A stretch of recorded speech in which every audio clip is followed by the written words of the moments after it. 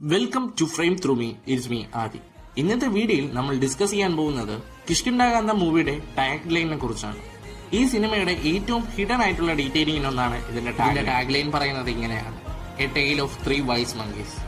ഇത് നമ്മൾ എല്ലാവരും കണ്ടു മറന്നിട്ടുള്ള ഒരു ജാപ്പനീസ് ഫിലോസഫിയാണ്.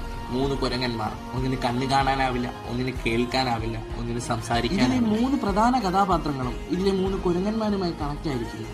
ഇതിൽ സംസാരിക്കാനാവാത്ത കുരങ്ങനുമായി കണക്ട് ആയിരിക്കുന്നത് ആസിഫ് അലിയുടെ ക്യാരക്ടറാണ്.